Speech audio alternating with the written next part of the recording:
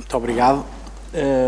Em primeiro lugar, queria agradecer à doutora Sofia Gouveia Pereira, que é uma imensa honra estar aqui nesta mesa e partilhá-la com a senhora doutora.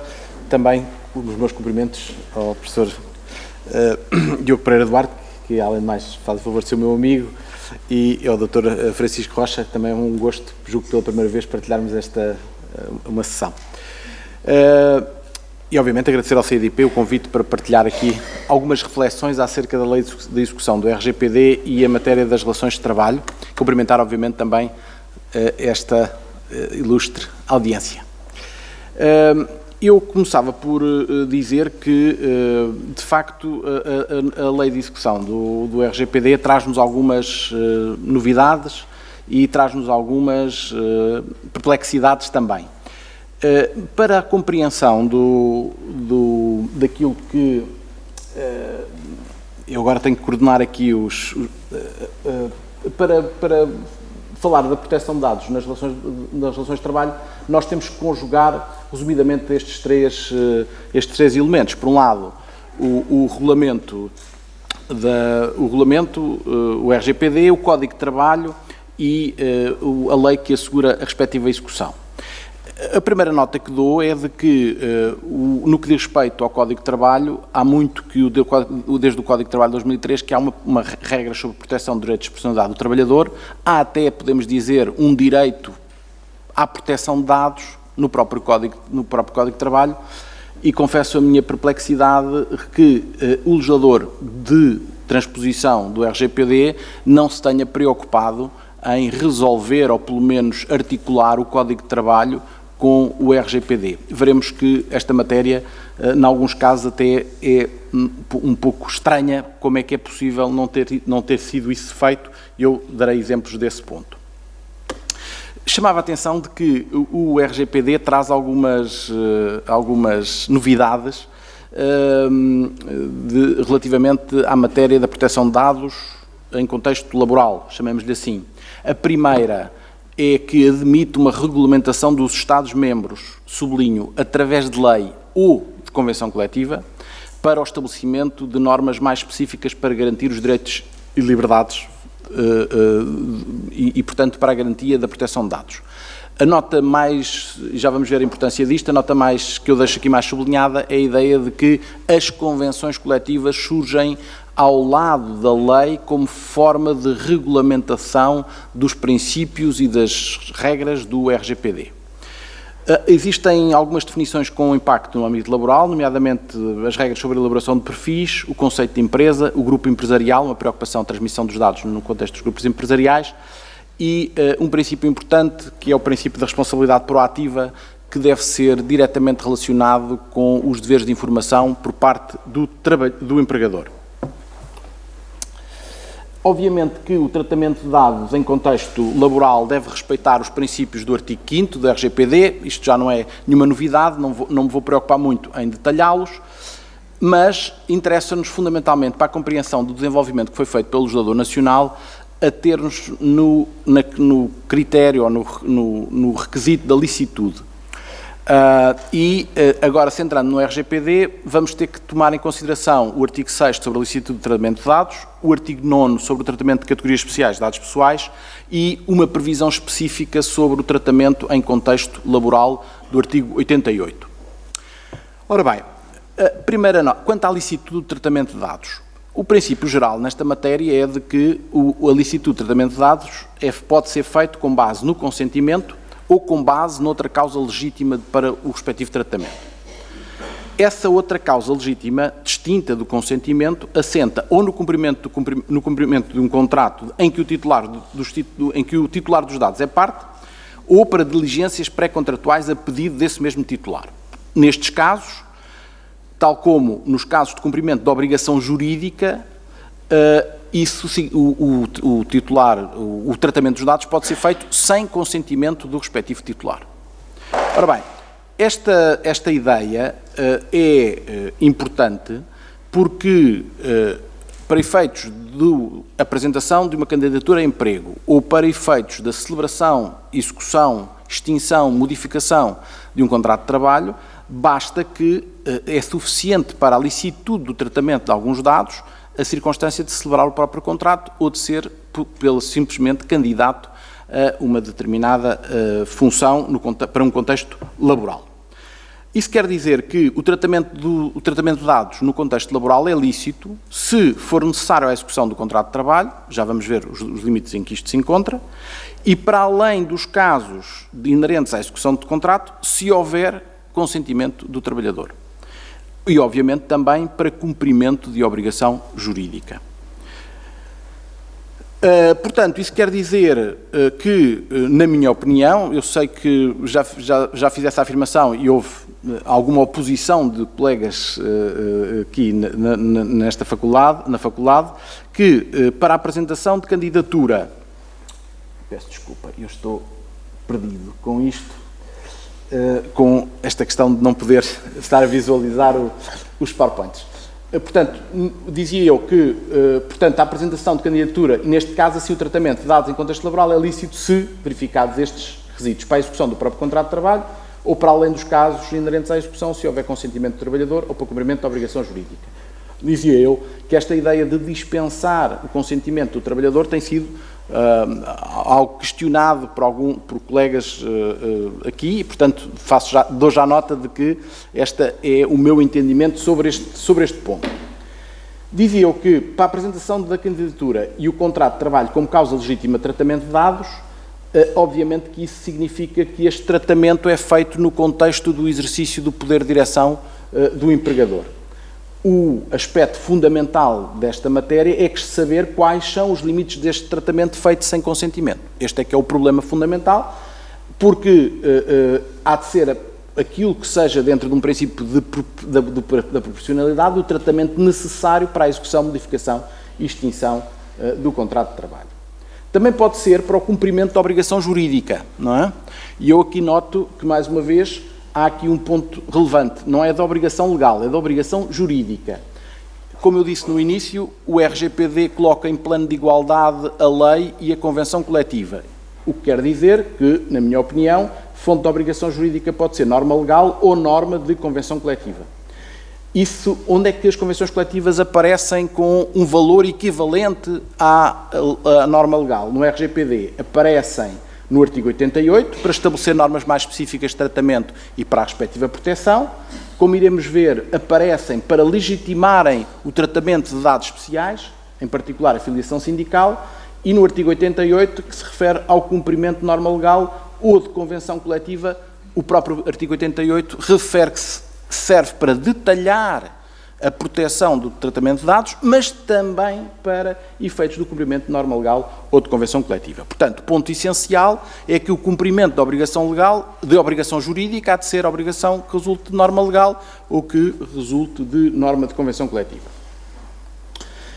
Como sabemos, existem uma categoria de dados especiais que tratam um conjunto de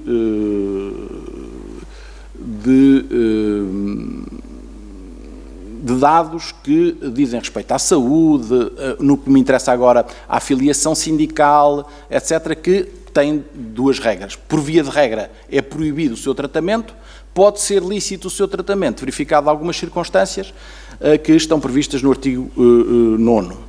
Ora bem, estes casos do artigo 9º são casos em que o tratamento pode ser feito igualmente sem consentimento. Isso pode significar, no que diz respeito ao contexto, eu estou-me a limitar a questões laborais, pelos sindicatos relativamente aos seus associados mediante garantias adequadas, que resulta da linha D, pelo empregador, se for necessário para o cumprimento de uma finalidade de medicina preventiva ou de trabalho, artigo número 2, a linha H, e ao abrigo do poder de direção, desde que haja norma legal que o admita, isto é, por exemplo, para o tratamento de dados biométricos. Também aqui há uma norma legal que admite o tratamento, no meu entendimento, não careceria ou não carece de consentimento expresso sobre essa matéria. Poderá parecer um bocadinho estranho que esteja a dizer que não é necessário consentimento, mas a verdade é que há muito tempo que se sabe que o consentimento dado pelo trabalhador desconfia-se desse consentimento, atendendo à circunstância do trabalhador se encontrar numa situação de sujeição relativamente ao empregador. Isso mesmo foi sendo dito pelo grupo de trabalho do artigo 29 e, julgo eu, justifica, de certa maneira, que se desconfie que o consentimento possa ser a causa legítima ou que possa servir para garantir a licitude do tratamento destes dados.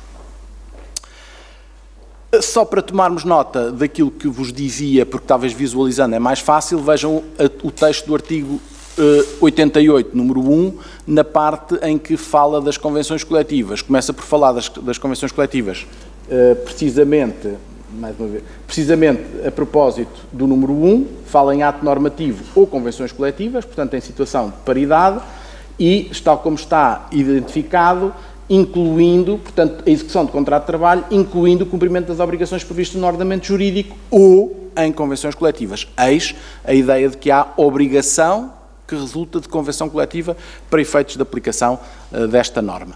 Obviamente que o legislador do artigo 88 identifica o conjunto de operações de tratamento de dados que são, na verdade, tudo aquilo que tem que ver com a vida da relação de trabalho, seja ela, tem que se dizer, uma relação de trabalho individual ou mesmo uma relação de trabalho coletiva. Por outro lado, as normas, a tal densificação que é admitida para o legislador nacional ou para as convenções coletivas é para estabelecer medidas adequadas, específicas para a salvaguarda da dignidade, dos interesses legítimos e dos direitos fundamentais do titular dos dados, com especial relevo para estes pontos.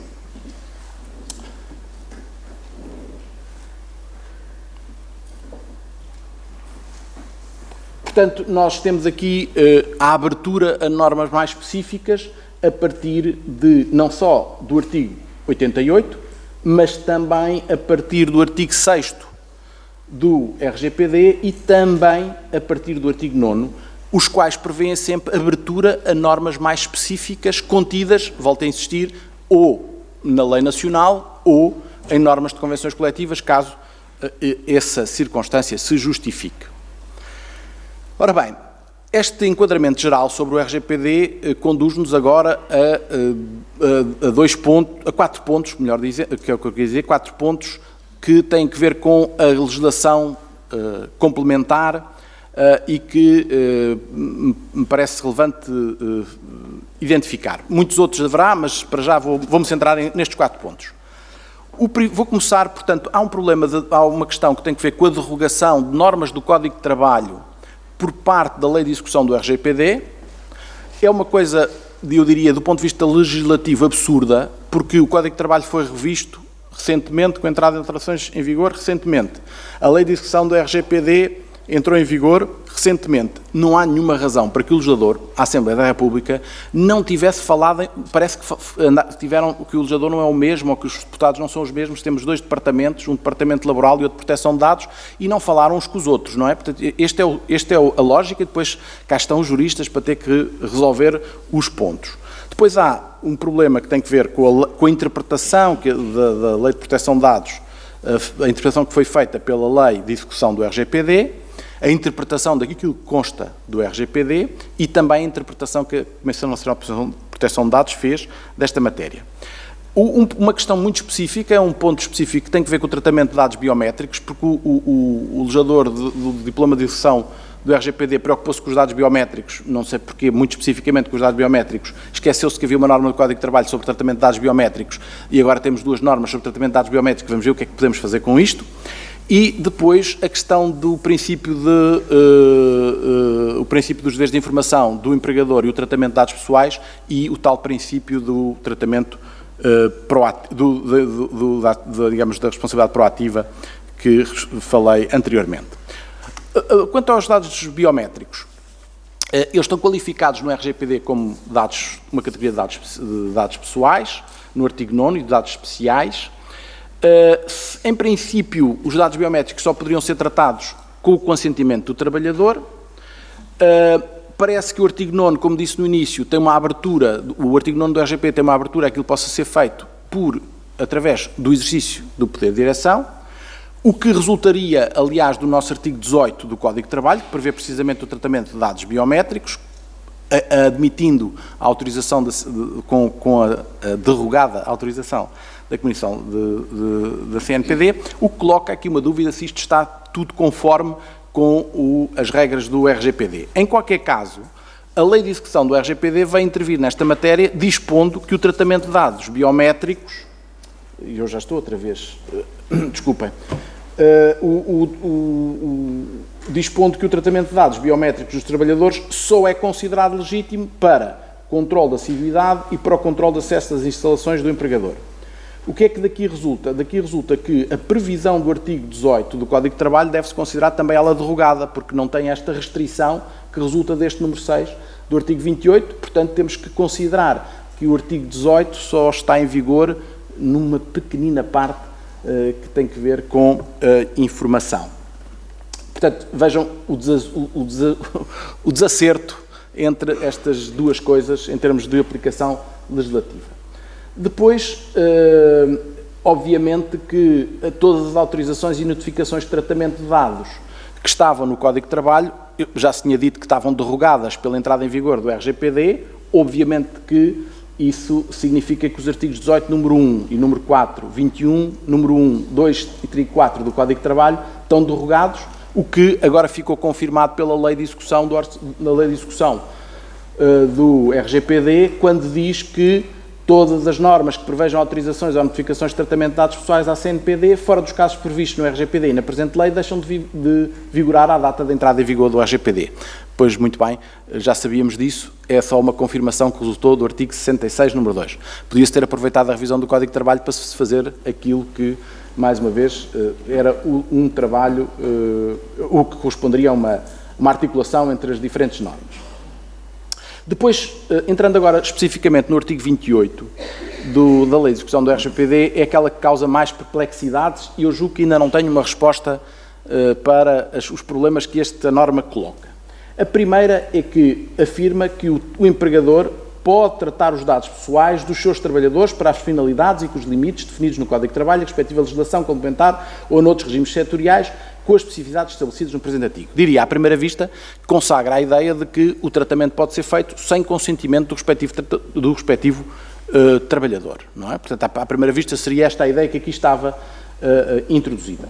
E, obviamente, que isso é reforçado pela ideia de que o número anterior abrange igualmente o tratamento efetuado por contratante ou contabilista certificado, portanto, dando a ideia de que este tratamento também pode ser feito sem consentimento nestas circunstâncias e para efeitos deste subcontratante, em particular os contabilistas certificados, uma coisa que não compreendo muito bem o alcance desta necessidade, desta especificação. Agora entramos no problema mais complexo, é que diz... O número 3 diz, salvo norma legal em contrário, o consentimento do trabalhador não constitui requisito de legitimidade do tratamento dos seus dados. Ora bem, mas não seria já assim?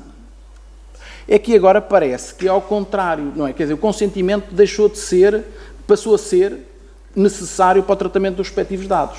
E, portanto, salvo norma legal em contrário, eu careço de consentimento. Mas para dispensar o consentimento, se do tratamento resultar uma vantagem jurídica ou económica para o trabalhador. Parece-me que estamos aqui perante uma incompreensão do legislador relativamente, digamos, ao próprio RGPD.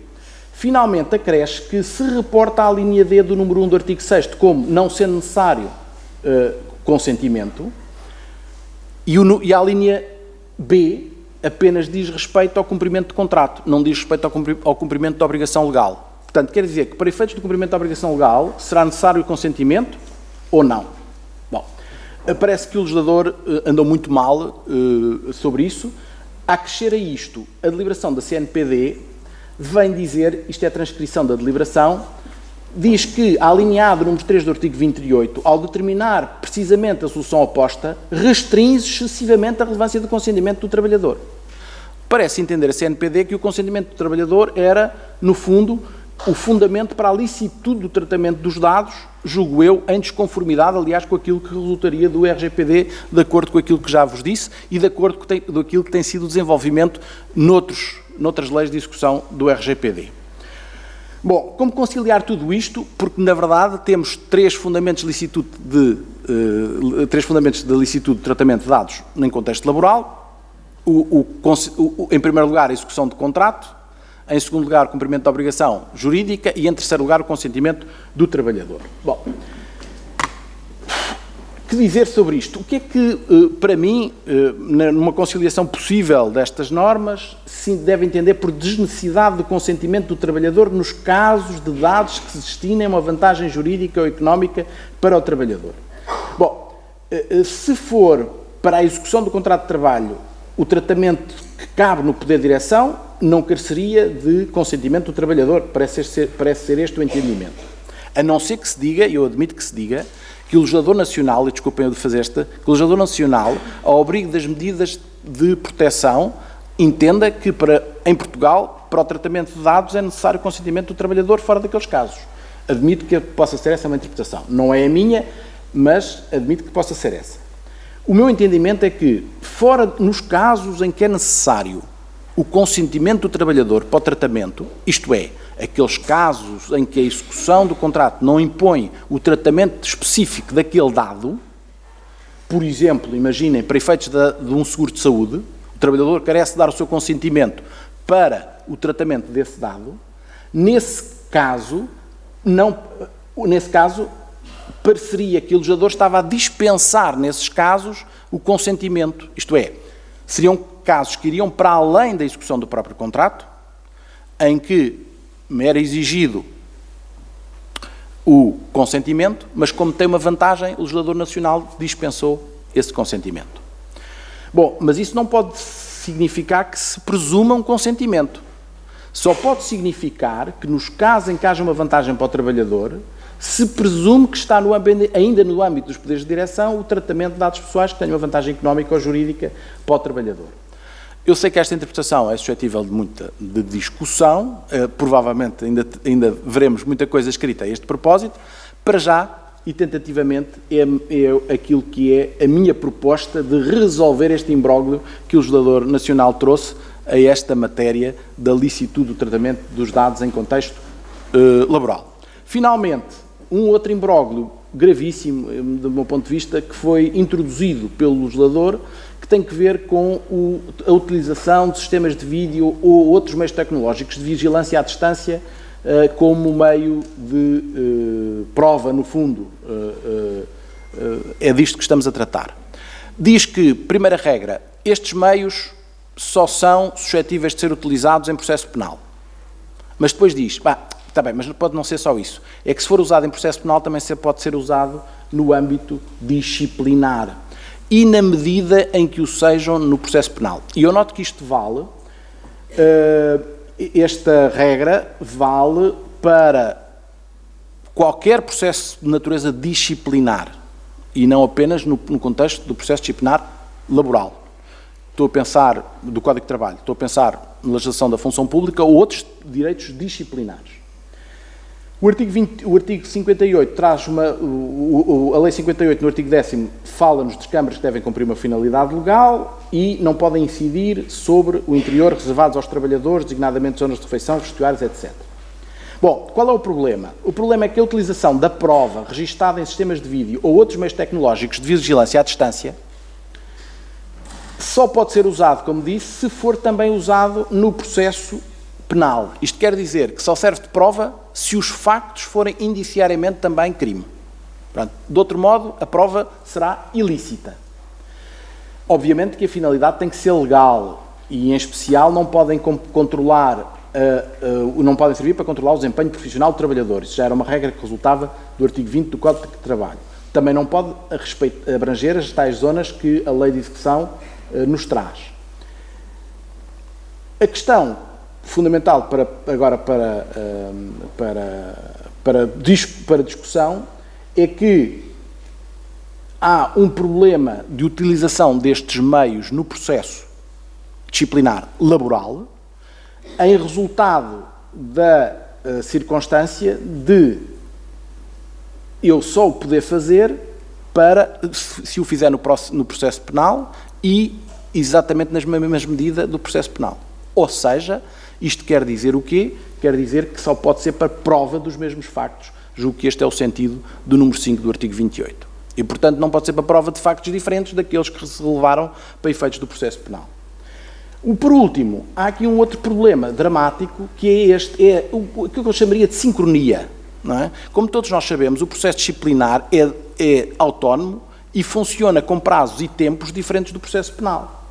Portanto, esta falta de sincronia entre o processo penal e o processo disciplinar vai acarretar necessariamente um problema, que é quando é que eu posso usar os meios de prova que foram transmitidos ou que são suscetíveis de ser utilizados no processo penal.